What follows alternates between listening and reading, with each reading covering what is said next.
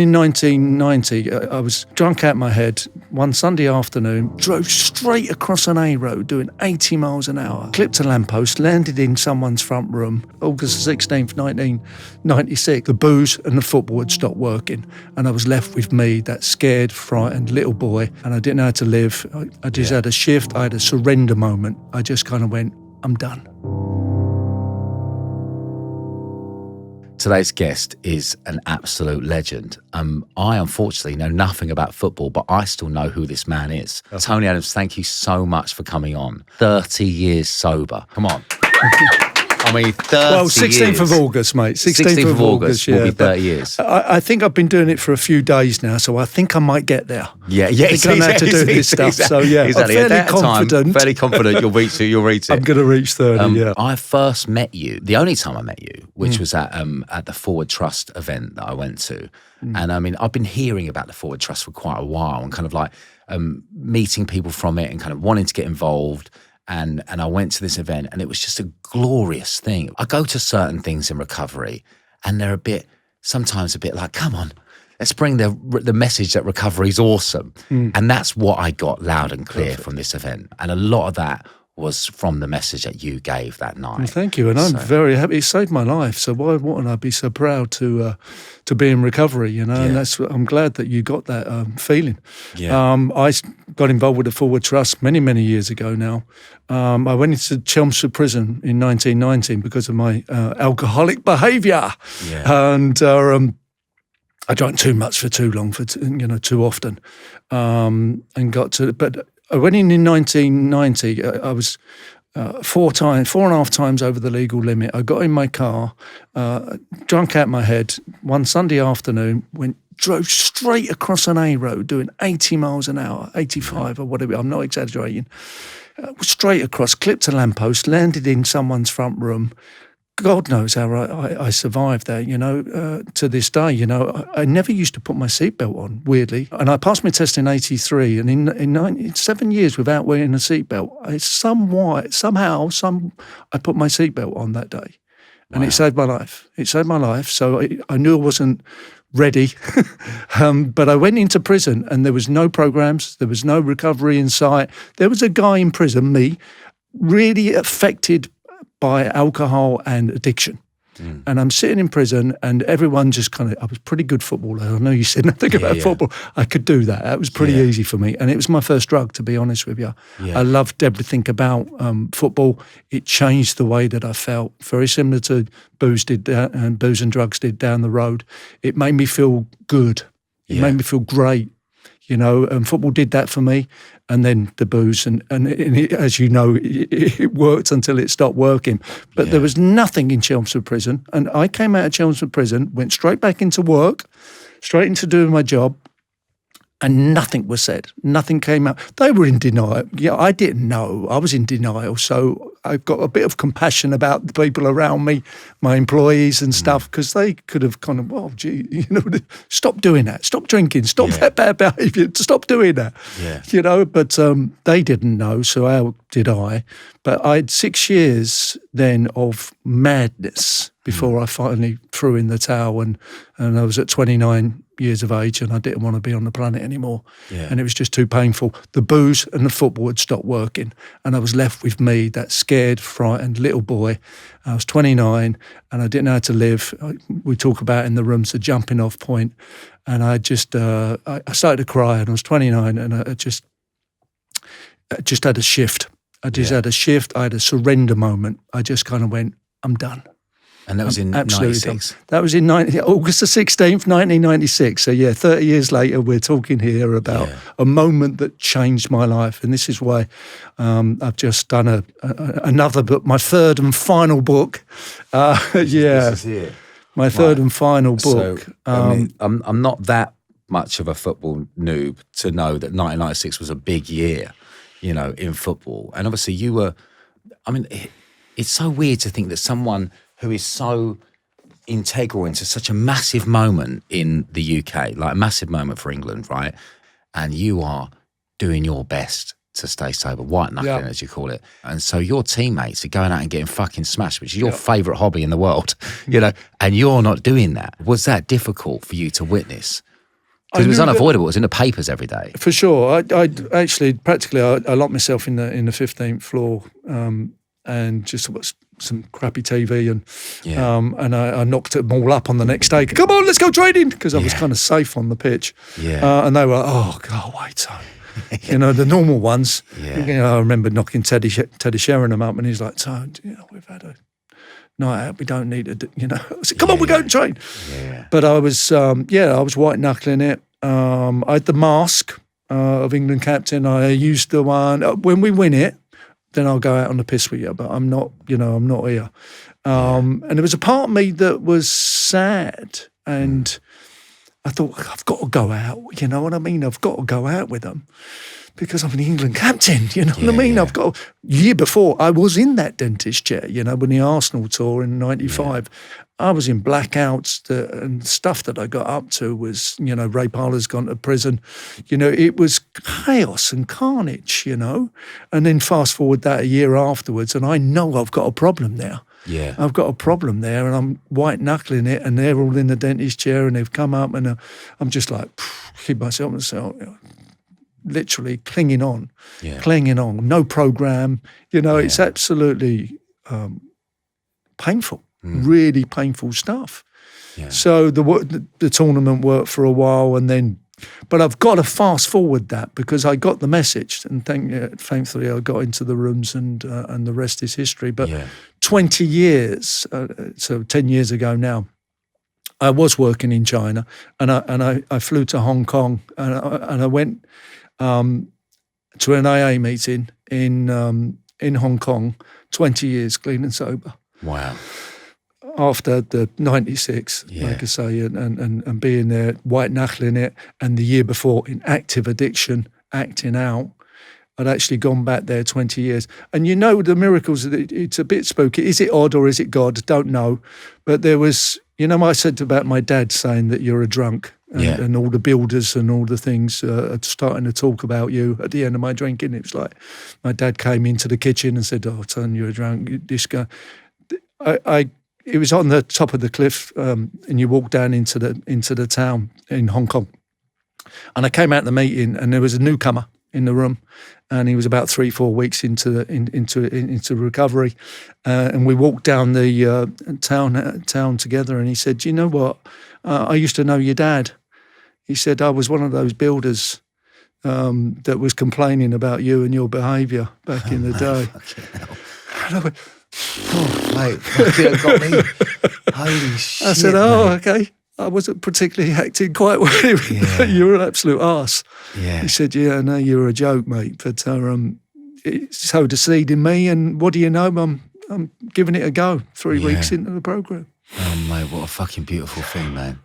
So that it's a great remover addiction, isn't it? It's a great remover. Firstly, the wife goes. Then in February, I got injured and I couldn't play football. I played one game before the Euros for Arsenal and got injured. So I couldn't get football. I couldn't escape to the football pitch because that used to work. And in the March, I pass out one Sunday afternoon, and my mother comes round and slaps me around the face, calls me a drunk. She takes the 3 kids away in the March, but she actually gave me a number of a guy called James W. And she said, he's a kind of tailor, kind of drug dealer, but he's gone a bit weird. He's gone clean and sober, and he's 10 years without a drug, and he's training to be a psychotherapist. You want to call him to find out how your wife's doing, which was very clever of my mother-in-law. She said, go and find out what she's experiencing, because at that time she'd sobered up in rehab, and she said, "I'm not coming home to you. You're a drunk." So the rejection of that, I had no defence from the first drink. I had to use again. I had to drink again. But she put me that number, and I went to see him in the April. So January, February, March, April. Now I see him in that, and I say, I know how to play football, and I know how to get shit-faced, but I don't know who I am, and my journey began. So when I came to the tournament in the May, I'm white-knuckling it. I know I've got a problem. I know I've crossed the line. Actually, for the first time in my life, I didn't want to drink, but I was still getting drunk. Yeah. Frightened the life out of me. So I dived into football. I had 75 minutes in China before the tournament. And Terry, it was like a make or break, whether I was going to make it anyway. Terry said, okay, bang, made me captain. And went out there, and as soon as Gareth misses the penalty, before the game, you used to get tie-ups. There was a little bar, would you believe, in the corner of the dressing room at Wembley, and they used to get your tie-ups there. And after the game, it was like booze on the side. Right. So I got shoved a beer, and I went on a 44-day bender. A 44-day bender. Yeah, result. Right. I didn't go back to work for the Arsenal. You imagine that? Well, I turned up on the first day back for pre-season, but I wasn't fit because of my knee, and I had loads of injections. And they said to me, go and have another operation. So I went and had another operation. So during the 44-day bender, I had another operation on my knee. So I didn't go back to work, and I was just travelling the streets, and it got, to the sex went, I used to, that used to change the way that I feel, but that even stopped working, and I got everything, and getting to that final day that I spoke about earlier, when I just kind of was sick and tired, and sick of being sick and tired, one too many, and I was done. Done, and I threw the towel in. And like you say, I've got to get into the rest of the year, because it's beautiful. The recovery, I got it straight away because I'd surrendered. I went back to see that James W, that number, that my mother-in-law, and I'm ready. And the fog's lifted, and I'm going, recovery, man, let's go to a meeting.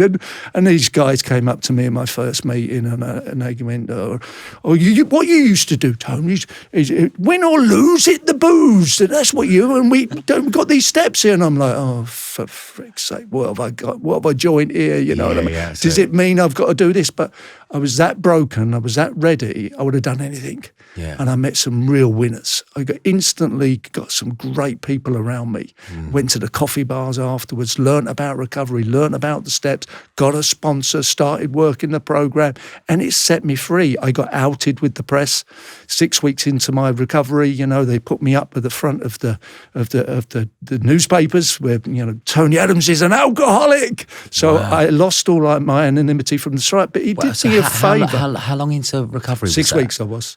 6 weeks. Wait, so you're 6, oh my God, I just want to take that on for a second, because you're 6 weeks into recovery, right, brand new, right, and you're struggling with that. That's a big moment, and suddenly you're outed in the fucking press. How's that feel? I was so raw, but I so wanted it. And like I say, I was very lucky that I got James W around me. I had a safe place where I could go and share. Yeah. And I was ready to tell the guys, I was sick and, only sick of your secrets, only as sick as your secrets. Yeah. And I had all these kind of cobwebs and stuff that I've actually cleared up now through, working 4 and 5 in this 12-step program.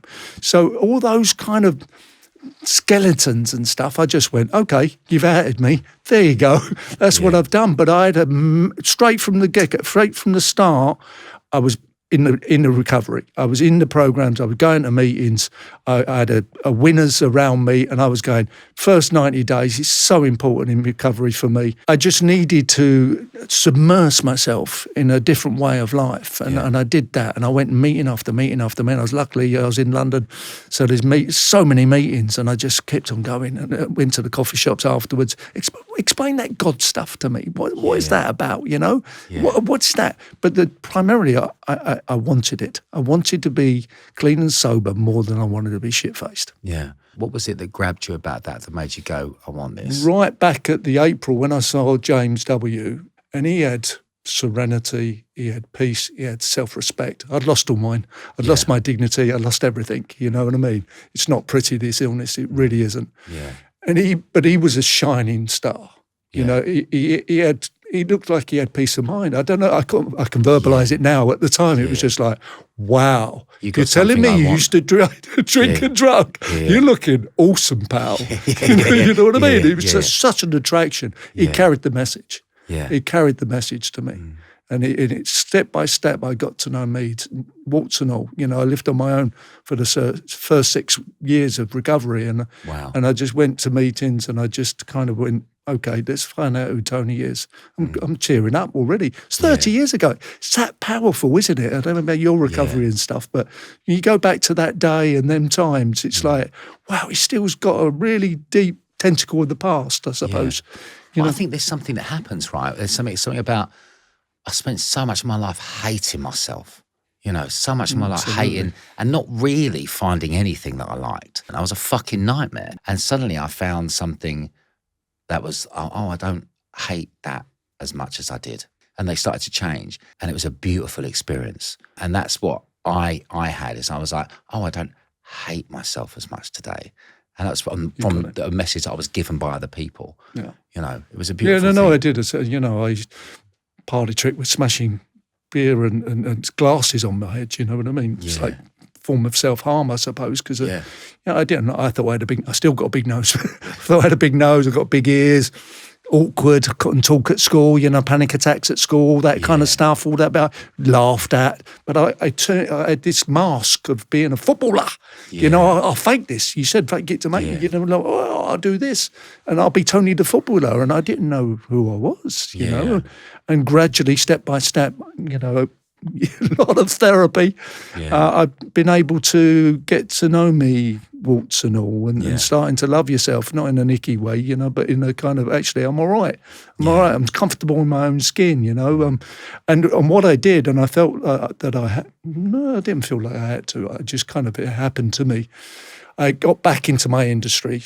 And a beautiful man, a very spiritual man, Arsene Wenger, turned up in September, October, whose mum and dad used to run a pub in Strasbourg, and he saw the way that chemical alcohol used to change people, and kind of had a little bit of an understanding of addiction. If this episode rings true for you or someone you know, please do share it with them. It could be more than you think. And we used to have talk after talk, a very spiritual man, beautiful man. It was right for me. But I kind of felt that I had to go back into my industry. You talk about the mojo, you know, and stuff like that. People think they're brilliant when they're artificially taking drugs or drinking. It's absolute rubbish, absolute rubbish. You can be a better pop star, I could be a better footballer. So I went back into my profession. I had 6 years playing for the Arsenal. I won 2 more trophies, 2 more doubles. I was more successful. I fulfilled myself as a footballer. I got to the top of my trade, you know what I mean? And I think it was so important that I went, and in a humble humility way, not in an ego way. When we won both trophies, I'd walk in the dog over the park going, thanks very much.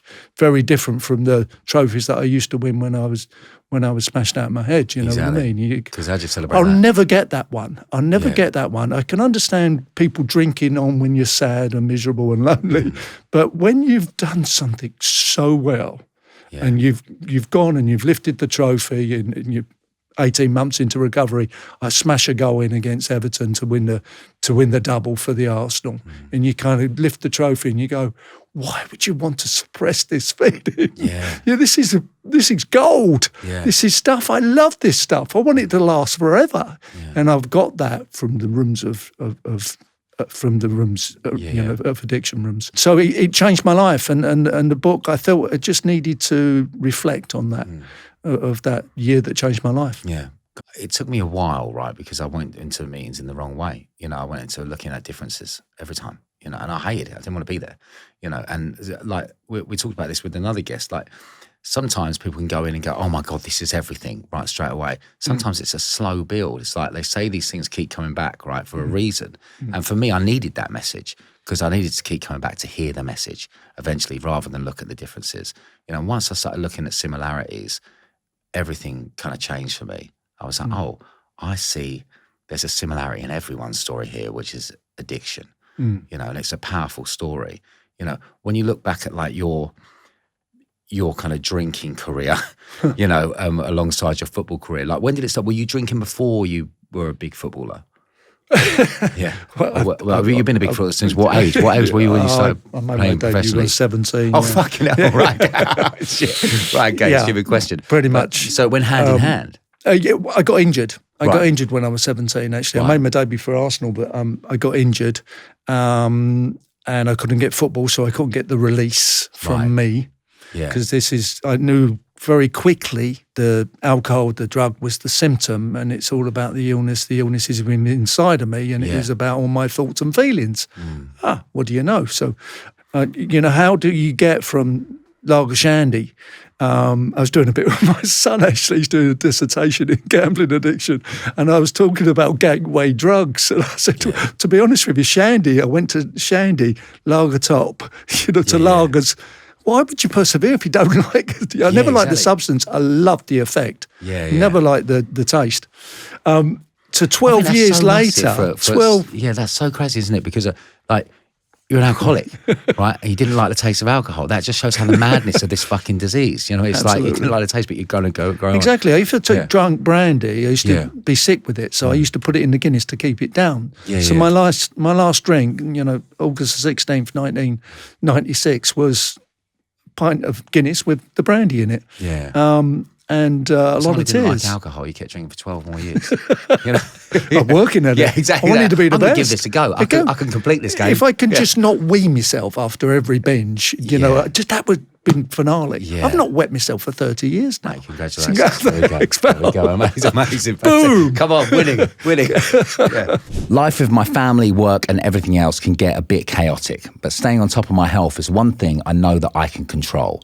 For me, it's about keeping it simple and consistent. That's where Vitals by Heights comes in.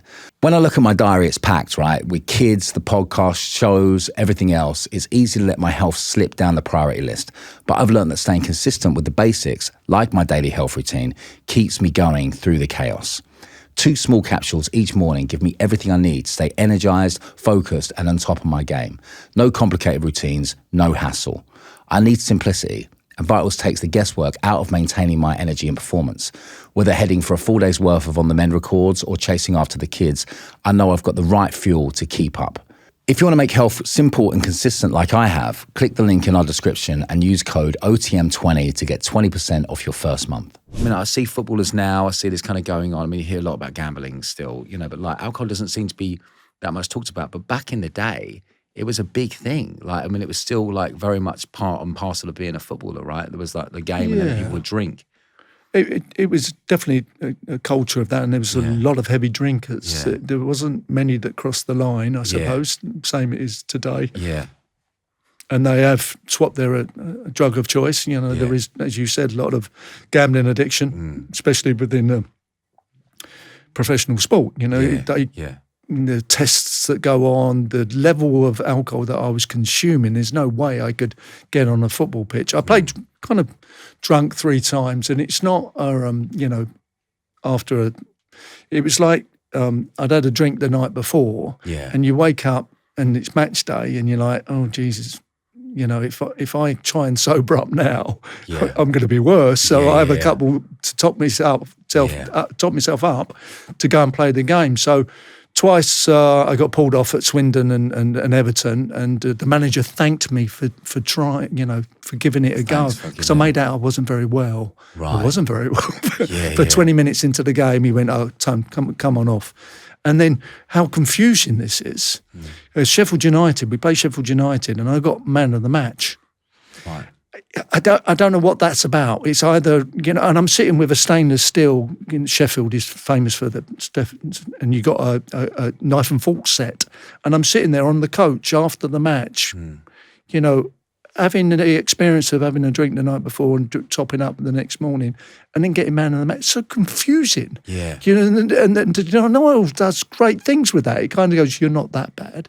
You're captain. You're man of the match. I think Sheffield United are just shit, to be honest. Right. Sorry, Sheffield United. Sorry, Sheffield United. But exactly, they get on to me next time I'm up there.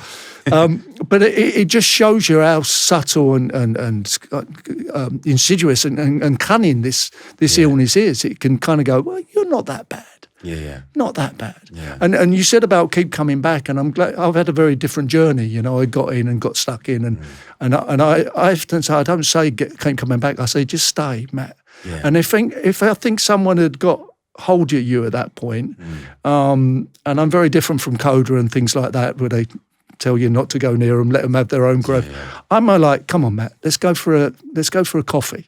Let's go for a coffee and start exploring why you keep on relapsing and stuff. So my 12-week program, the Stay in Stock program, was like me. I had a James West who was a psychotherapist with lived experience, and then I had a mentor. I had someone by my side that used to say to me, back in the early days, I didn't have to put a white T-shirt on a red one. You know what I mean? I was like, well, tell me what to do. And he used to go, put the red one on. You know, so I was that broken. You know, and he got me going, and he taught me, and he understood, and it was fun. Recovery was fun. We used to go out to jazz bars and we had a life, you know. He taught me how to live clean and sober, you know. It's so beautiful, you know. But that mentor, that 12 weeks is so vital. And I see it all the time. People come into the rooms and they go straight out the door again. You know what I mean? And you're like, well, and we all say keep coming back, but some of them, they don't. They don't come back. They don't. I'm off the door with them. I'm jumping out there. One guy back in the day, I was trying to find him around the council estate. I said, come on. Let's drag him back in because, you know, you're sick with this illness. In recovery, there's a lot of things that I think people hear these words and they don't really know what they mean. I think people that are kind of like on the peripheries of it. The language, like when you hear the word sponsor, right, for anyone that doesn't know, what exactly is that? It's different for different people, and that's confusing. Me just saying that, you know, and they use mentors and stuff. The way that I was taken through the steps, my sponsor said to me, and I used James W. As my sponsor. He said, I'm going to take you through the steps over a couple of year period, 2-year period, and then I'm going to give you're going to tell me what 10, 11 and 12 means to you and how you use them in your life. And then I'm going to have a fellowship relationship with you. I'm not your sponsor. Right. So that's the way that he worked it. Sometimes it's a guru, it's a mentor, it's a person that you can call every day, people that you lean on. I've never done that. I've done outside therapy. So I go to the rooms for my addiction. You know, I go in there and I share about my alcoholism. I share about how it was for me in the past, what happened, and how I am today. Happy days. That's what I share. But I know that this illness is self-centered fear. It's about me. It's about my thoughts and feelings. I go professional help. Once in a while, I sit down with a guy and I share my stuff and I just get it all up. You know, all my crazy thoughts, all my feelings, all my resentments, all my fears and everything else. And I dump it in that room and I walk out and I'm full of the joys of spring. What was the one thing that you didn't want to face that they made you face? I thought my stuff around my father, but I was so willing. I don't know if you've got that from me. I really have. No wonder I'm 30 years down the road. But absolutely, I just want it. And I still want it today more than ever. It's given me such a fantastic life, you know. I feel very differently about my father now, 30 years on. You know, he died 20-odd years ago. He had an alcoholic father. He was brought up in a certain way. So I don't blame him for anything. But it was difficult. He was, what do you call it, old school? You know, stiff upper lip, suppress your feelings, don't share about anything. You know, it was like, and I got to make amends to him. You know, he was 6 years, I was 6 years clean and sober when he passed. So I had opportunity through the first 2 years of the steps.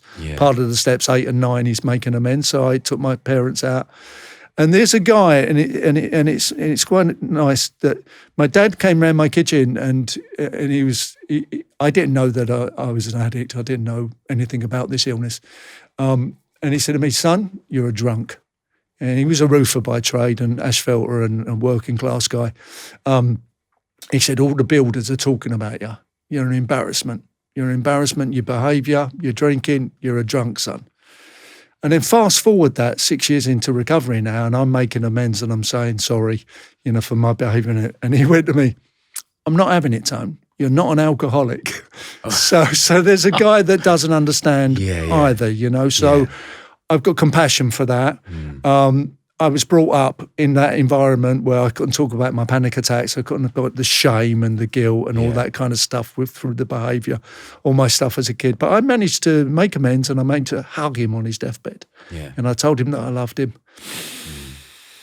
A little breathe there. I told him that I loved him, and he hugged, and he passed, and Mate. you can. This is so healing. The program's so healing, and all those kind of stuff just floats away. How amazing that you got to do that with him. You know, that you had this recovery in you, that you were able to do that. Absolutely. I mean, and that's valid. People don't talk about that stuff. They don't, you know, and it's so important. And Mother was the same. I held her hand. I'm going to really go now, aren't I held her hand, 9 months, bone cancer. She was a good woman. She didn't deserve to go that way, you know, but I was there. I wasn't down the pub drinking, my mum's dying of cancer. You know what I mean? I'm there with her hand, holding her hand. You know, I used to drive from Putney over to Raynham every week, kind of go, you all right, Mum? You know, I watched her go too, you know. It's perfect, beautiful. And imagine if you were still drinking, you know, what would have been that? And the ripple effect from my kids now. I've got 6 kids and 2 grandkids, you know. It's like, actually, they've never, you know, my 3 youngest have never seen me drink, you know. Yeah. My boy is now 34. He's in recovery. He don't mind. He's quite open with it. 2 years now. Nice. You know, and he knew when he was, and that's kind of harder as well. Yeah. You know, when you're self-destructed, it's kind of fine. But when you see someone you love killing themselves, you're like, whoa. And I've got all this joys of sobriety and 12 years under my belt, or 15 years, and I'm watching him over a 12-year, you know, from 20 to 30s, self-destructed. I'm going, oh my God, all the blame. I put him in a bar where my alcoholism took me. I put him behind the bar when he was 5, with a few toys, a few cars, and I went out on a weekend binge. I left him with the publican for a weekend. That was where my alcoholism took me. Fucking hell. No wonder he kind of turns into a, you know, he's affected by this illness, you know. But what I will say is, because I got recovery, he knew exactly where to come. Yeah. When he asked for help. So April 23rd, 2 and a bit years ago, Dad, I'm fucked. Yeah. And he said, Dad, I'm done. And I said, okay, great. So I took him to a meeting, got his sponsor. I said, go and talk to American, Pat and Patrick, and there's the big book. And I said, you're on your own. There's the meetings. Yeah. Go and, because he's got his own journey. Yeah. He's got his own journey. You've been waiting for that moment. Yeah. And it's funny because over the years I've never said anything. Even now and again I'll give him a number. I'll give him a number when he's ready. Yeah. Occasionally there was a moment in China, he flew out to China when I was there in 2018, and he came and I opened up a little bit, because I'd never opened up. I started talking about my illness and what I'd got up to and da-da-da-da. Yeah. And he said, I can't identify with any of that. Yeah. And, you know, fast forward that, when he got into the rooms, he can identify with everything. Yeah. You know, how you close down and how you're full of denial. It's so strong in us, you know, that it's the only illness that tells you haven't got it. Yeah. You know what I mean? Absolutely. You're all right. You're all right. You're doing all right. What's about you? You're a pop star, for God's sake. Exactly. When you think of it, like if you look at the allergy analogy, right? If you've got an allergy to, I don't know, dogs, right? It doesn't tell you to go and sniff dogs. Exactly. You know? Tomatoes. Yeah, exactly. You wouldn't eat tomatoes, You would wouldn't you? eat tomatoes, you know, but this illness tells you to fucking take the poison that kills you.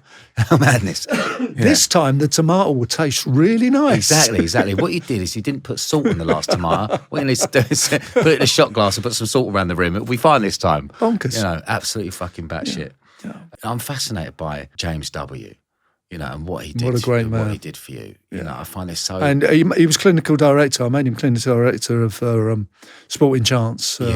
He was 20 years. The charity is 26 years now. And I think they had about 1,300 one-to-one therapy, and we do about 50 a year through rehab down in Liphook. Right. 50 athletes a year. It's the biggest and the best athletes rehab in the world. And I'm very proud of that. And they do some amazing work. I like going along and doing a step one chair for them. Yeah. When the guys, very small group, but all a common kind of goal of being an athlete. So Sporting Chance, and very early days, I knew that I firstly had to do a book. I needed to get all that stuff out. So I did the first book in 98 called Addicted. that sold over 400,000 copies. It was amazing. It got $250,000 for the book, and I used the money to start the charity. Yeah. So all the 160 after tax went to the charity, and Sporting Chance was born. And James W. Had enough money for James W. to come out of the Westmoreland Society, where he was working, and be the clinical director at Sporting Chance. Yeah. And he went on, and he's got hundreds of people clean and sober. Mate, amazing. I tell you what, the difference between him and me, him and I are, it's he had the ability to listen. And I needed all this my stuff to get up, but I just needed someone to go, yeah, I hear you. Yeah. I hear you. Me too. And every now and again, he came back to me, when I was fully, dumping my shame and my guilt and all my stuff that I'd done and all waiting to be judged.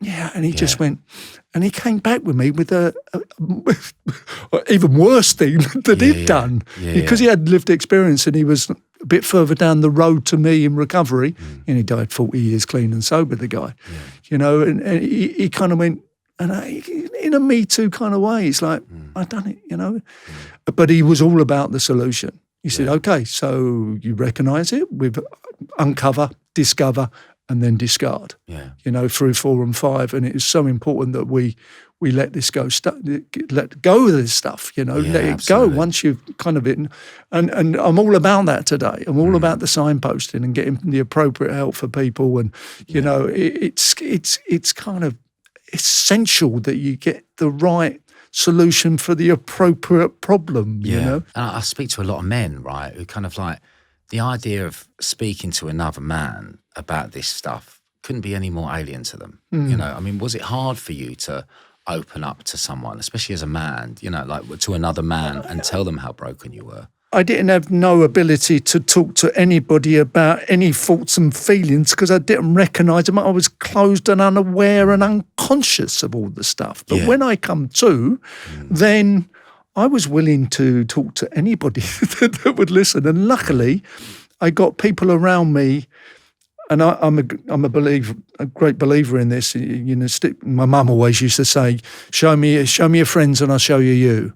And I think it's so important that I got, I stuck with the winners and win with the stickers. I got it from the start as well. I could identify the bullshitters in the room. You know what I mean? I could kind of, you're talking the talk, mate. You don't walk the walk. I've seen people in the rooms come out of the room and spit down the soil and do bad behaviour. And I'm like, oh, mate, it's not spiritual tools for me. Yeah. That's not a life of change and good orderly direction. That's not a way of life that I want. I want peace of mind. I want to live and let live. I want easy does it. I want this to be calm and peaceful. And that's not going to get that for me. I'm going to be picking up resentment and fear before I know it. So it was important that I opened up to everybody, to be honest with you. So when I had a problem with going forward, when I got into a relationship and I've got a partner now, or a woman, and you're like, actually, I don't know what it's like to be a woman and being of an age, and she's had kids, and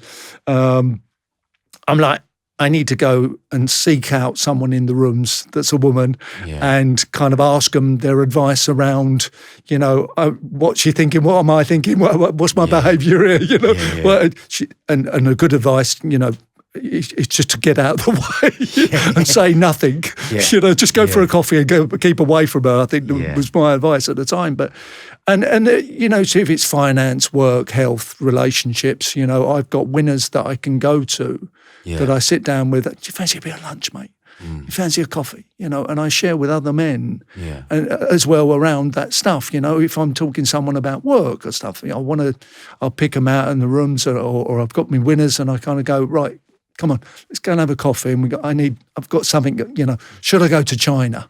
I've got a big deal in China, you know what I mean, coming up. And I'm like, all money and work's coming on here. Oh, this is fixing me. This is good fun. I'm having a mental breakdown at 19 years in recovery, but wow, money's going to fix it. I'm going to get millions. The bank balance goes through the roof. The mental health goes through the floor.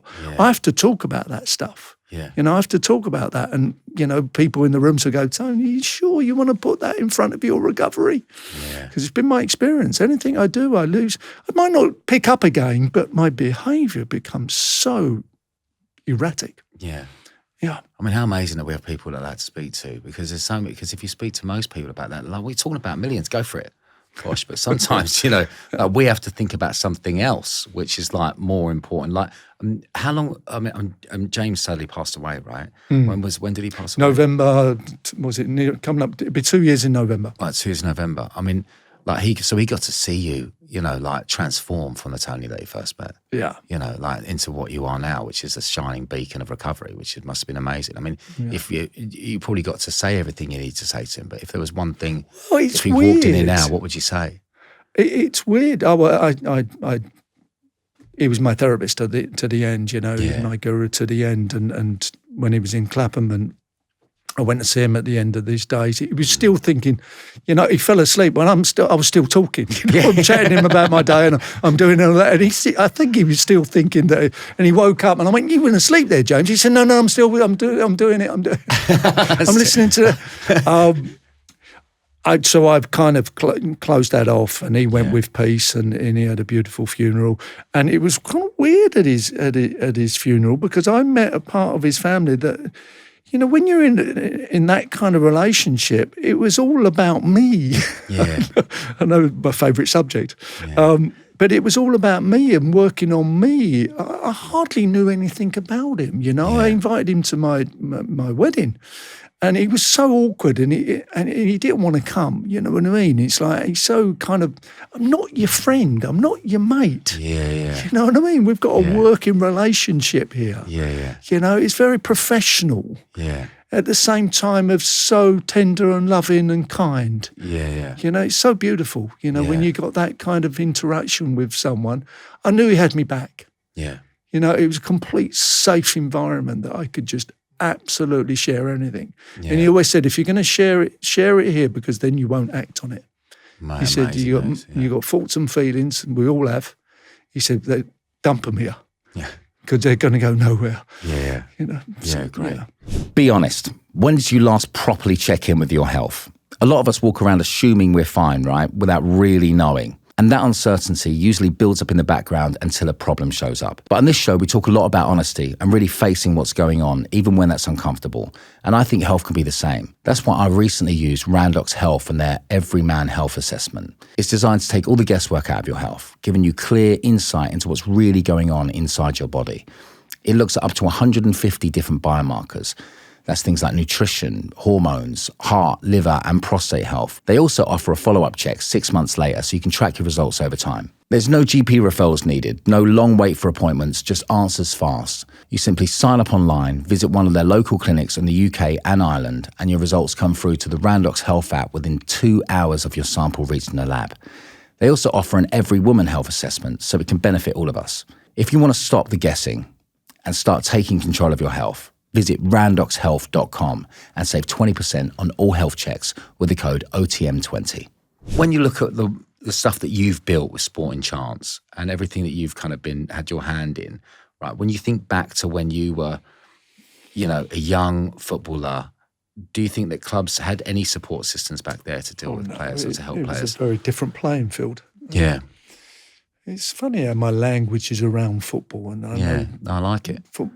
Musicians kind of talk about, you know. Yeah, we start talking music world. Yeah. But playing field, it's very different. The education wasn't there. I didn't have no education. You know, it was like I say, but there's more than ever. You know, since Sporting Chance, and we've had an education department for a long time now, and it's gone around every. You know, I started Sporting Chance by going around every club, talking about addiction in every club, you know, the 92 clubs. How was that received when you first went in there? Weirdly, because Alex Ferguson, I did Man United with Sir Alex, and he gave it the rubber stamp. Yeah. And everyone else went, "Oh, you've done it for Alex." Right. Oh, and he had, because of the drinking culture at the time, he had a few players that were drinking heavily, alcoholically. And he was kind of on his own journey of discovery around his employees and thinking, could he have helped them more? Could he have signposted him appropriately? He Yeah. was coming to as well, you know. Right. It was quite a development phase for him mentally and emotionally as well. So when I Yeah. went in there and I started talking about the illness of addiction, he went, "Wow, yeah." Yeah. And then we had a lovely lunch afterwards where we explored some stuff around things that he can do. And Gordon Taylor, to be fair to Gordon, he was a PFA chairman at the time. And if we get a player now and again, you sent them to the Priory, and it cost him a fortune, Gordon, the PFA, and they weren't cleaning up and they weren't getting sober. So he said, "Tone, I'll give you a go." So that's when I went, okay, I had the book proceeds. Then I've started to go around the clubs and people starting to call me and saying, "Tone, I'm struggling. Where did you do?" And I used to put them over to James W. So it's a natural progress to go, right, actually, we need a charity here. Yeah. And Sporting Chance was born. It was a natural process. It was so easy. I met someone from who was stepping down from the Charity Commission. Oh, she was a lawyer at the Charity Commission. She said, "I'll teach you how to set up a charity for you." Wow, so great. I read it in the Financial Times of this woman, and like, oh, this is so easy, you know. So the charity was meant to be, and it started with education. So in the here and now, Sporting Chance have been giving education seminars for the last 25 years around not only it's progressed, not only addiction, it's mental health, well-being, other issues out there that I've had a bit of depression, a bit of black dog, and it's part of the illness for me, and a bit of PTSD on my heart. At 29, I didn't want to die, didn't want to live. And at 49, I didn't want to die. And I had my main artery was 99% blocked, the widow vein, they call it. And I was that close from checking out. And I've got this great life now, and I don't want to lose it. And I just freaked out, and I started running every day on the treadmill because that proved that I wasn't going to die. Yeah. So I lost a stone in weight, but threw myself into recovery again and started to work my way through it. So I've had other issues in effect as well, but there's some things out there that I don't understand that need further, layers of help around suicide, things like this, that I've never experienced, and I firmly believe that the doctor can only take the patient as far as they've gone themselves. With the lived experience with James, it felt right that he had gone to where I'd gone, and he could hold my hand and go back through it with me. I mean, do you worry about young players? Like, do you see young players getting into football and thinking you're about to have your whole world turned upside down and a shitload of cash? Well, it's across the board. We were speaking earlier about suicide. We've had a couple last week, a couple of, one a jockey, one's a footballer. I've had a kid at Eton School. I've had one at university. It seems to be a thing now, an option. In my day, it was... I see the same in the music industry. Yeah. Like, it's so apparent right now. So the education is better than it's ever been. The asking people for people do now reach out and ask for help. And what I'm about now is actually getting the appropriate solutions to the appropriate problems. And government, I think, have got to work towards getting waiting times. NHS has got to step up, get appropriate help, educate the doctors, educate the judges. I've never seen no addict being, giving an addict a criminal record doesn't cure his addiction. Absolutely not. So we get them into rehab instead of Chelmsford prison. So the education's getting better and better, like I say, and people reaching out, and then more people like you and me are talking about our stuff, and it's into, people starting to know what the rooms are and what this is and what that is, and mental health. It's being talked, it's been on the agenda for a few years now. But there don't seem to be the appropriate signposting going on, and then the appropriate help. We've got, All the 17,000 BACP registered psychotherapists in the country, and we've got something like 380,000 under 18s on the mental health waiting list. Just do the maths. There's not enough people kind of helping. No wonder there's a long list of stuff. And around the two at-risk areas of society, the girls between 18 and 20 and the men my age, 50 to 60, that seem to be checking out, there's not enough kind of education for the younger. I fear the younger generation. I go a little bit into the book, and I try not to be opinionated. I just try to do my experiences, and my experience has been that needs the solutions there when the person reaches out for help. Yeah. It needs to be there. So we need to get going, financially backing great programs that work, and Forward Trust are like that, Sporting Chance are like that.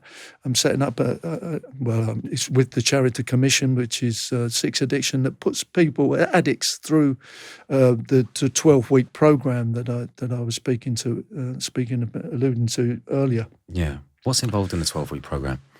You get a therapist and you get a mentor alongside, and we suggest that you go to your fellowship group of choice.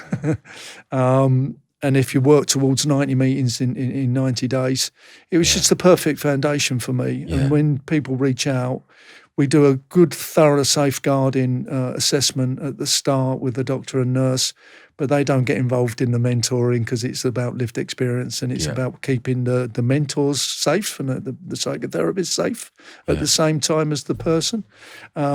Proper safeguarding boundaries, and all the time they're there holding your hands, talking about the language of recovery, talking about the illness, talking about their stuff. And it was my solution, so I just wanted to make that available to everybody else out there. I've got the sports world kind of done with Sporting Chance, and I've got the criminal justice system with Forward Trust and prisoners, and I just thought, well, there's a lot of other people there struggling with addiction, individuals that could do with a little bit more support than the fellowship. The fellowship for me is the biggest and the best route for the addict. Fellowships, but wouldn't it be nice to get that mentor that I used to have, and a James W. and a Stephen J. to help you on your road? The more chance you've got to succeed, the more chance you've got to succeed. And what do you know? I've put 45 guys and girls through, and I think 41 are clean and sober today. The success rate Oh my is God, incredible. mate, that's fucking unbelievable. Over the last 3 years, That's incredible. That's incredible numbers. I mean, at the moment I'm doing a recovery project in South Wales, and I'm really active in it. It's the most incredible thing I've been a part of. And I meet people every day who have no idea what recovery is, but they want to be clean and sober, and they're trying their best, and they've just I'm like, oh, you need to check this out. There's this, but it's just signposting is so. But then we've got the problem of the funding. Exactly, and that's the problem we come up to every single time. Every single time. It's not funded in prisons. Luckily, the PFA, like I said, and the jockeys and the cricket, they all fund their employees to go through Sporting Chance. The MOJ, Department of Health, they need to now fund recovery in prisons. They need to do programs like you're talking about in South Wales. We've got a great prison there. Both prisons are really good. Cardiff. I went to visit Cardiff Prison. You went in there, brilliant. And the guys on the wing, 21 on the wing, it's brilliant. Unbelievable wing. Absolutely. It's fantastic. They're doing great things. But there's this thing that I find, I don't want to get too political here, but I am gonna, because I can't help it. But everywhere I go, I'm like, this is fucking amazing, just needs more money. Exactly. This is fantastic. You've got, how many people working here? 2 people working here. How the fuck is this, how do you expect this to work? Tiny little pockets of recovery around, not enough pockets of recovery around the country. And they've got to start investing in the appropriate programs. Yeah, completely. I agree. We asked the community sending questions, and multiple people have asked this. Tell me, what was the hardest part of becoming sober? I've got to say, once I threw the towel in, and I came in with John C., Boxer John, and he always talked about the hardest thing for an athlete to do, boxer in particular, is to throw the towel in. It means defeat. It means like you've lost. Wow. And we do anything, anything that I've ever let go on, it's got claw marks in, I don't want to let go of anything. Never known my kind of persona of being an England and Arsenal captain. I'm not going to let this go for love nor money. Yeah. You know, so that was the hardest thing before I got recovery. So as soon as I surrendered, I started to win. It's like a great big bolt inside of me went bang. Yeah. You know, it kind of changed me instantly. Experience, I was one of the lucky ones. The formation of Alcoholics Anonymous, Bill W., one of the founder members, he had a light bulb moment in his kitchen when he kind of prayed to a God of his understanding, and the lights went blink, and he just had a moment of clarity. It was very similar to me. I'm one of the lucky ones, I think. The long and the short is that my addiction was so much worse than my recovery. Yeah. So much worse. So my last day of drinking, so I'll say this, and it's my point of reference, is like my worst day in sobriety is nowhere near my last day of drinking. You know, and that's the I've got to go back to, not the euphoric recall of the early days when it worked, when I thought I could sing and dance and be a pop star. Yeah, never going to be. Some people you meet, you're like, I really fucking want you to get this, but you won't surrender. And like, do you think there's any way of helping that person surrender? Well, there's as I'm getting older, and as I read the big book every 5 years as well, just to keep it fresh. You know, I forget. You know, I've done this for a few days now, so Just I've made got me realise I've got to fucking read it again. I've got to read it again and go through it again, and you know, and people are going to take it to their grave. There's nothing you can do. You know, all I've told the rehab over the years, the sporting chants and people that are around me, you just lay out the spiritual tools and hopefully that they pick them up. You know, that's page 20. I keep quoting the big book. I've turned into one of those guys. Jesus, how did that happen? One of those guys who went into meeting and we hated them. I hated them. But page 25 and page 95, they've got about, you know, it's working with newcomers, and that's what you're kind of saying. It's like, actually, we've got a great life, shout about it. You know, I'm glad that I was outed by the press 6 weeks into my recovery, because I can stand from the rooftops and go, yes, and I've got a fantastic life because of it now. And I'm not going to hide behind my anonymity and stuff. But, you know, I love it. I wake up every morning and go, yes. I fucking relate to that so much. I'm still me. Yeah. I'm a sober, better version of the fucking drunk version of me, but I'm still me. And there's a great prayer where a guy's he's kind of saying to himself, right now, I've not pissed anybody off, I've not hit anybody, I've not, you know, turned anyone over, I've not nicked any money, or I've not done this, I've not gotten pissed, I've not done anything else. But I'll be getting up in a minute and I'm going to need some help. Yeah, absolutely. So I'm still me, and I still go to therapy. I still have that safe space, like I said earlier. I go to the rooms for my addiction, and I go to my safe space with Andrew J now to share my life stuff.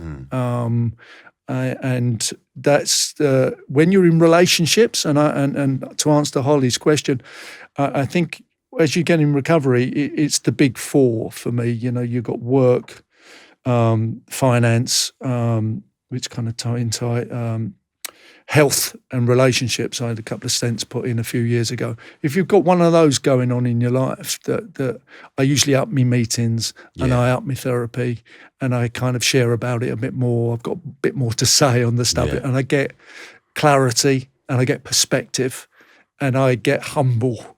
Yeah. And it's not about me anymore, and I put one foot in front of the other, and it usually comes to me the right action, and the next right thing, the next loving thing becomes apparent. The hardest thing in the world is to do no thing. James W. taught me that one. It's incredibly difficult to do nothing. So I do meditation, I sit with myself and reflect, which is important for me, because I can go this and that, and I'm an addict, for God's sake, you know. chasing this and that, and I'm doing this, doing that, and going for a walk. I've got a listing in my head, calm, breathe, chill. Yeah, What's going on for you today? So that's it. And we got another question from Gerda. How long until you don't miss drinking?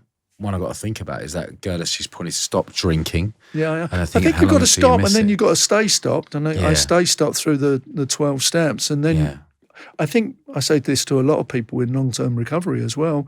You've got to get happy. Yeah. You've got to find some kind of stuff that you want to do.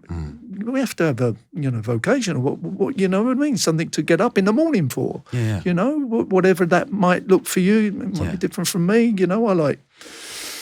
I'm running for the marathon. I'm doing the marathon. Endorphins get on me back. I feel better after I've gone for a run. And it's healthy and it's balanced. I'm not running every day. I'm not. Marathons are a bit extreme, I suppose, but then again, I'm an addict, so that'd be no problem. Yeah. So you've got to find something that you like doing and stuff. Because I love playing football and I love boozing. You know what I mean? But I love recovery now. So it's very much part of my life. So. When did I stop worrying about drinking? From the start, really. Yeah. It's like, actually, I saw it for what it was like. It's nothing it's going to do that's going to improve my life today. And drink or a drug or a bet, it's not going to happen. You know what I mean? I'm not about quick fixes today. I know it's an inside job, you see. Yeah. And that's not. It might give me a temporary relief. But it's not going to, fill that soul. It's not going to make me feel okay. Yeah, it's not going to make me feel okay. It's going to get me up. Goes up, comes down. It's absolutely. A roller coaster. And it just goes up a little bit lower than before and down a bit further. So materialistic. I always say, I came into the rooms. I had 4 houses, 2 boats, 3 cars, and wanting to die at 29. Didn't want to be on the planet. It's so materialistic, it's not going to work. So I got all those messages from the start, and I could see it for what it was. It was just another fix that needed to fix me. But I did this one the other day, and you've probably heard it in recovery and stuff, about the boy, the guy's getting pestered by his 5-year-old son, and his 5-year-old son's kind of, driving him mad. So that the dad goes, this puzzle. I don't know if you heard about the puzzle. No. And on the puzzles, there's like relationships work, this, that, and loads and loads of pieces of the guy's life. And he gives it to the kid and says, go and do that, thinking it's going to take him an hour, 2 hours, 3 hours, whatever. The kid comes back in about 2 minutes. He's done it. He's gone, how? How did you do that, son? And he said, what I did, Dad, he said, I saw there was a picture on the back of the puzzle of you, and I put you back together, and what do you know? It all fell into place. You might have heard that before, but it's a beautiful analogy of actually I need the fixing. Yeah. It's within me. It's not external kind of things. I can't get the job or the wife or the thing and that and the girlfriend and the it's actually be all right with yourself. About your thoughts and feelings and being in this comfortable in your own skin. I think people are natural. My wife's natural. She's a civilian and she's like emotionally and mentally well balanced. It irritates the life out of me. You know what I mean? Absolutely knows what to handle situations that baffle me, still baffle me today. So absolutely calm, does the appropriate action for the appropriate situation. You know what I mean? It's all kind of, and I'm like, whoa, I have to do 30 years of therapy to get like this. I have to work on this every day to actually get to where you are. Isn't it funny how we meet these people? We're completely, constantly, daily baffled by them. Like my wife's the same. Like she does things which is so effortlessly, and it's just not even thought about. I'm like, that's a fucking big deal you've just done and dealt with there. Like I still couldn't deal with that now. I have to be coached through it. It's baffling, isn't it? And my thing, because I'm a little boy.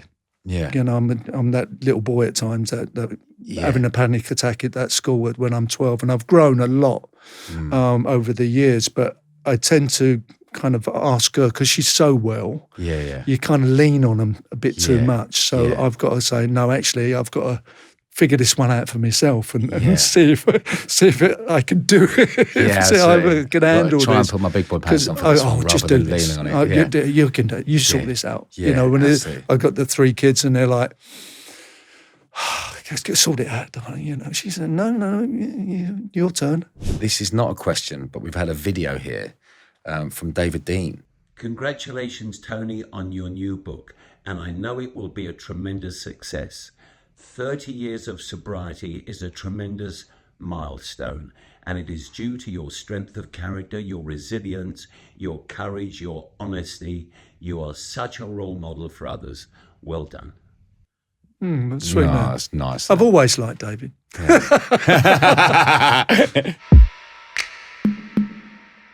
Tony Adams, thank you so much for coming on. I've been bless so you, excited to have you. Your book is out now, 1996, Tony Adams, Reflections on the Year That Changed My Life. Guys, thank you for listening. And like we say every time, if you or someone you know is struggling, there is help out there. We signpost to all amazing organisations in the comments. Please check them out. And I wish you all the best. Lots of love. If you're still with us after that episode, you might as well follow the podcast. Hit follow. We'll see you next time.